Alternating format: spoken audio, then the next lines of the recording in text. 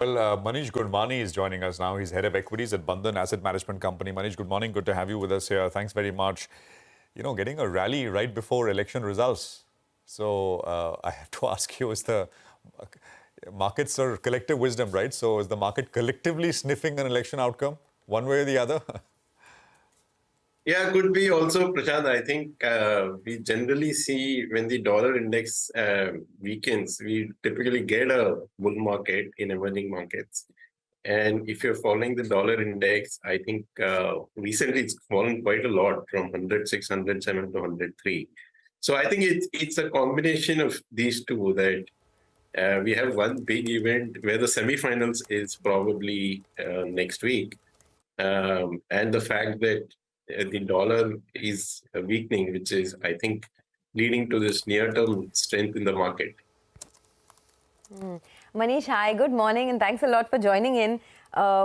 This is a market that is giving you a lot of ideas, right? But there's also a bit of confusion because some new sectors are coming into the play here. There are so many listings as well. If you had to pick and choose a couple of spaces where you're very bullish on now for the longer term, which ones would it be? Oh, we have more than two, actually. So quick list, which we've been talking about over the last few months is, one is the energy transition, which you mentioned just now. The second is real estate. Third is US generic-based pharma. Fourth is auto and the revival in mass consumption. These are some of the things. I think one of the bit contrarian calls going forward worth looking at is metals, because I do believe that medium-term dollar will be weak. And I think this bearishness on China, which may be structural, but nothing ever goes down in a straight line. So there is too much bearishness about Chinese growth, I think. So in that sense, a lot of the metal stocks are at good cash flow yields, and the last cycle, 2021, helped them deleverage the balance sheets. So I think that is one more space I would look at going forward. Just one follow-up. You said energy transition is a theme that you like. We're getting a lot of queries this morning on IRDA and what do you do post-listing, right? Strong company, mini Navratna, and the valuations are also looking good. Would you buy this post-listing? So we have the two big ones there. And I think that the two big ones, post the listing price, which is expected, I think the two big ones are better. But yeah, I mean, it's all about what basket you want. But I think the basket still is very good risk reward, because not only is it relatively cheap on price to book, but I think we are seeing a lot of issues in banking, which will push investors probably to this space, because this is corporate infrastructure lending. There is no fight for CASA, which is becoming an issue for banks. There is no technology disruption, again, which is becoming an issue for banks. In segments like credit cards, you are seeing what seems to be long-term derating of the business model. So a lot of the issues in banking don't seem to be in this space, which I think can drive valuations higher. Okay. Hi, Manish. Morning, and good to see you in. Manish, you briefly mentioned about elections. Now, the state election outcome, we'll get it on Sunday. In fact, markets will react on Monday. What do you think the markets have factored in? Because as you said, this is the semi-final before the final. Yeah, so I think the broad consensus from what I can gather is both MP and Rajasthan are 50-50-ish. And those two states are where the focus will be. Honestly, I don't think the market will be very fixated on marginal win or victory. But I think if there is a skew in vote share, which is not expected, I think for these state elections, now that most people believe that it is a kind of 50-50 situation, it's not so much that who will win. What I think people will dig into is if the vote shares among various geographical regions or constituencies is surprising. If there is a bit of a landslide kind of thing for one of the parties, I think that is what will move the markets. Otherwise, I don't think there'll be a big reaction. Point taken, Manish. Do you have a view on these exchange platforms? BSC, MCX, do you own any? So we have a fair amount of capital market players, whether it's exchanges, brokerages, or AMCs. And I think if you have a constructive view of the market, these are good reflexive businesses to own, because in a sense, as the market goes up, their earnings profile improves. So typically we run small positions, but we do have a basket of these capital market plays. And I think relative to the market, again, on a growth basis, a lot of them tend to be very high ROE cash flow generating businesses.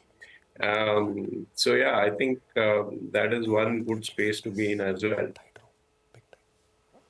Okay. By the way, the big stock in focus right now is Torrent Power. It's up almost about 15% and huge rally there. I mean, of course, it's doubled this year, so it's not just a stray rally that you are seeing today. Torrent Power has had a fabulous run this year, but all power companies are doing very well. Adani Power is up 5%.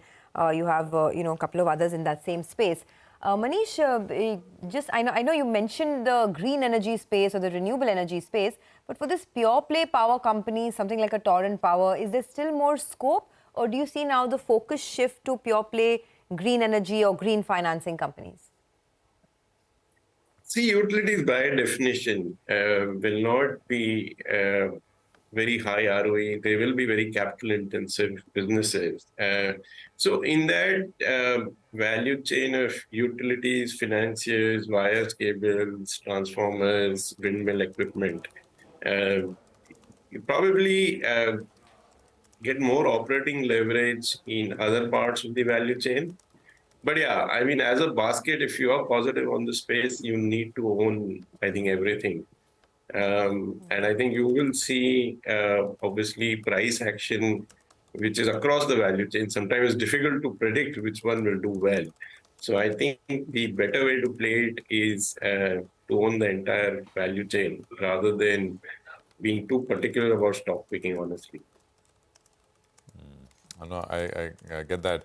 Any other themes, etc., Manish, you want to highlight where you think there is a great deal of opportunity even from here? So as I said, the themes which have done well still look okay from a risk-reward perspective are real estate, US generic pharma, and two-wheelers microfinance as a play on rural consumption. Yeah, but as I said, one big area which can probably surprise on the upside going forward is commodities. That looks interesting as well. Okay. Commodities. All right. Just before we end the discussion, we have a very interesting discussion lined up with the management of HDFC Bank in a bit about the RBI tightening those loan provisioning norms and the impact, etc.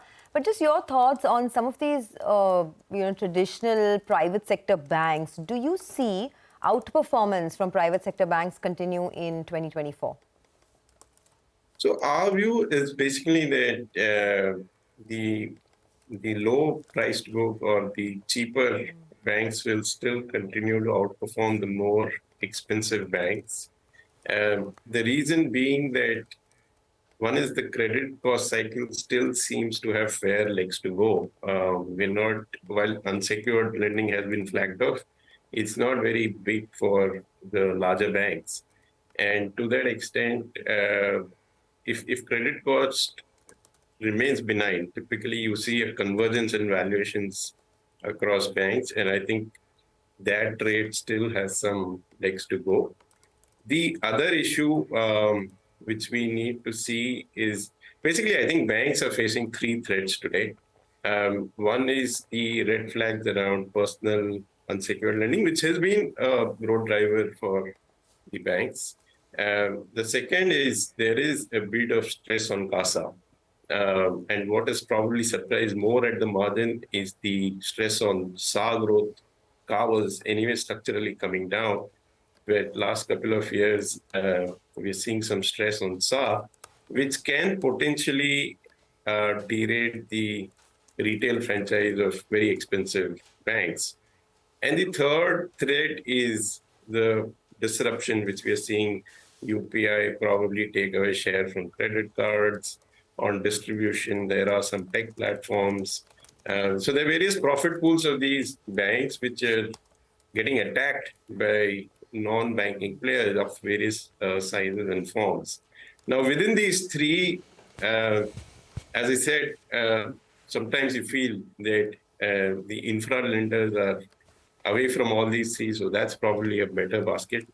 But yeah, so I think the expensive private banks still have a lot of challenges going ahead.